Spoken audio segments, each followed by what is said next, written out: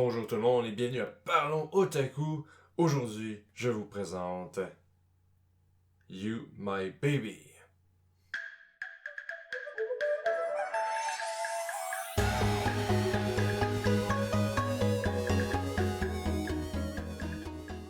Bonjour tout le monde, bienvenue à Parlons Otaku. Je me présente, je suis Otakuman, chers otaku.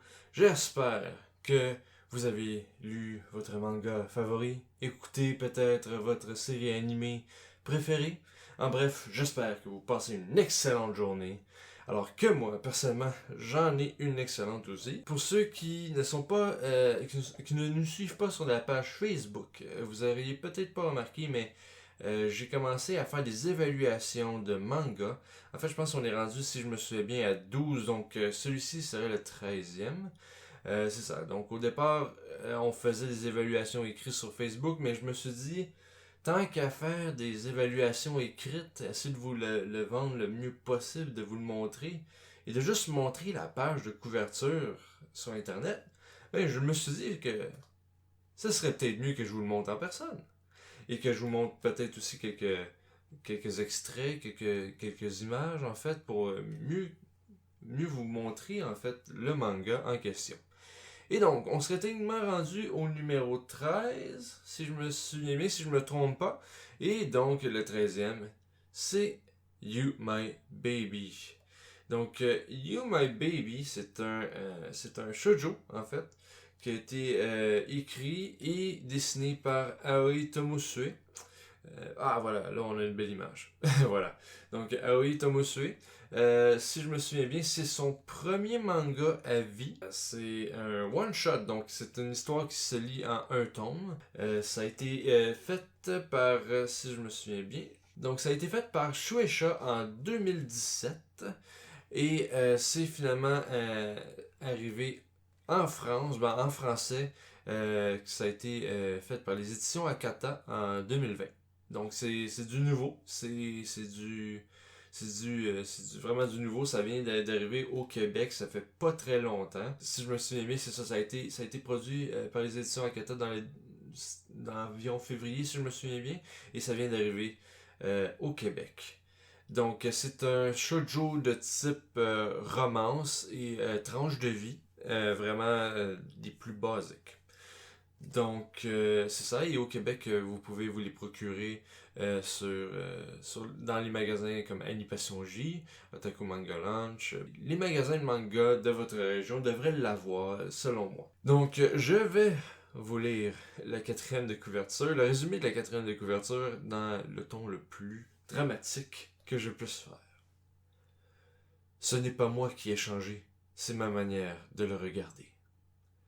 You est désormais lycéenne, mais depuis son entrée au collège, elle n'a jamais pu s'empêcher de trouver stupide la manière dont, du jour au lendemain, sous prétexte qu'ils devaient devenir des grands, ses camarades changeaient radicalement de comportement. D'un côté les filles, de l'autre les garçons. Elle, tout ce qu'elle souhaitait, c'était rester elle-même, jouer au loup, s'amuser, sans se préoccuper des apparences. Aussi, elle mène sa barque avec son caractère. Jusqu'à ce qu'elle rencontre Sora. Ce type excessivement serviable et un brin maladroit se démarque par sa très grande taille. D'abord agacée par ce dernier, elle va pourtant finir par se rapprocher de lui. Donc, ma première impression. Première impression, bien sûr, en lisant le dos, en fait, la quatrième de couverture, c'est un shoujo romantique typique. On n'a pas réinventé la roue selon moi. Et après l'avoir lu, je vous confirme, on ne réinvente pas la roue. Donc, pour un peu parler de l'histoire, on a ici le personnage Yu, qui est un peu, on pourrait dire, tomboy. En fait, non, pas juste un peu. Elle est très tomboy. Et, du jour au lendemain, elle remarque que certains de ses camarades de classe commencent à changer. Et dans sa tête, ils changent, ils deviennent plus matures, mais c'est tout simplement pour attirer l'autre sexe, si on veut. Donc les filles commencent à se mettre plus de maquillage, à se mettre plus belles à chaque jour à l'école, se mettre plus féminines pour attirer le regard des garçons. Les garçons se mettent à être galants, à être gentils envers les filles, en fait, juste pour qu'ils finissent par sortir avec. Et un peu, c'est cette mentalité négative qu'elle commence l'histoire de You My Baby. Et elle, c'est ça, elle est tomboy, donc genre, elle comprend pas que genre, elle, tout ce qu'elle veut faire, c'est juste jouer, c'est s'amuser, c'est juste, tu sais, sans deuxième degré, si on veut, avec l'autre sexe. Et donc, elle va avoir cette mentalité-là, et une manière, elle va tomber par hasard, elle va tomber par hasard sur Sora, notre petit garçon ici, que j'essaie de mettre, ah voilà, notre ami Sora juste ici. Lui au départ, en fait je sais pas si on pourrait dire qu'il était dans la même mentalité que You, parce que lui en fait, il est extrêmement galant, il est extrêmement gentil. Et au départ, You va penser qu'il va faire ça juste pour l'attirer vers lui. Et c'est, en fait, c'est finalement le contraire au départ. Et bon, après ça, c'est comme ça qu'ils vont se rencontrer. Et plusieurs péripéties vont arriver. Et donc, le chemin va les mener vers, en fait, la fin de l'histoire. Pour les deux personnages. Là, bien sûr, comme je vous ai dit, c'est un one-shot. Donc, l'histoire, un des défauts, selon moi, c'est vraiment sa courteté. Parce que je comprends des one-shots, en fait. C'est pas le premier one-shot que je lis de romance et des trucs du genre. Sauf que je trouve qu'il était excessivement court, même pour un one-shot. C'est même pas 200 pages. Je dirais peut-être 165, 170 pages max. Juste montrer, là, c'est vraiment tout petit. Puis là-dedans, il y a un chapitre complet de bonus. Donc, c'est même pas relié à l'histoire. Il y a seulement 4 chapitres. C'est ça, 4 chapitres. Donc, c'est ça. C'est sérieusement, selon moi, comme c'est un peu trop court pour un one-shot, mais bon, c'est le premier œuvre de l'artiste. Donc, selon moi, c'est quand même une bonne introduction à savoir sur quel genre de mangaka l'artiste est. On a un peu vraiment une idée là, vraiment de quoi s'attendre avec le mangaka. Donc là-dessus, c'est un point négatif et un point positif selon moi, mais ben en fait positif sur le dans le long terme, mais pour le manga, je trouve que c'est un point négatif. C'est un peu trop court, sérieusement.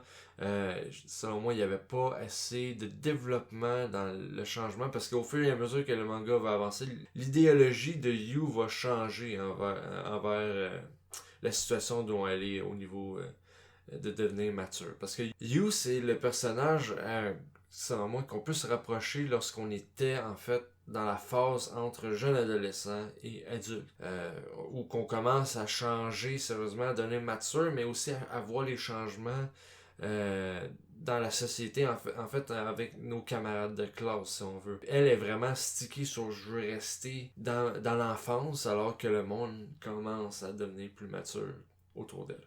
Selon moi, je trouve que You était quand même un personnage principal assez bien choisi, assez bien montré. Sérieusement, là-dessus, je n'ai rien à redire sur le personnage principal. Le personnage secondaire, Sora, selon moi, c'est un garçon, sérieusement, sans malice. Sérieusement, il n'y a aucune méchanceté. C'est pas un garçon, par contre, que je pourrais reconnaître plus facilement dans ma vie, en fait. Là. Je veux dire, il y a vraiment... C'est la bonté à 100%. Là. C'est donc... Je sais pas. J'ai jamais personnellement connu quelqu'un, mais en fait, ça fait en sorte que puisqu'il est tellement gentil, on souhaite vraiment encore plus que leur relation se développe ensemble et que ça ait une bonne fin. Pour ça, c'était ce qui était de l'histoire. Comme j'ai dit, assez court, donc il n'y a pas grand chose à dire. Mais sinon, si on change de sujet puis on va au niveau de la qualité des dessins. La qualité des dessins, selon moi, était très bon. Je vais vous montrer un exemple des dessins. Si on voit, mettons, ici, c'est des dessins quand même assez bien. Je sais que pour ceux qui ont lu l'évaluation que j'ai faite sur le manga Perfect World, j'avais donné comme une mauvaise qualité. C'était que les dessins étaient trop pâles, trop clairs, et qu'on avait de la misère à se situer dans l'histoire. Est-ce qu'on était dans un flashback ou si on n'était pas dans un flashback? Et j'avais donné une note négative reliée à ça. Pour ce qui est de You My Baby, qui est un shoujo aussi, You My Baby utilise aussi les tons pâles, très très pâles, mais en fait, je trouvais que c'était parfait pour l'histoire. sais, si on y va avec ici, c'était parfait pour l'histoire. On sent une certaine légèreté reliée à ces tons un peu plus pâles.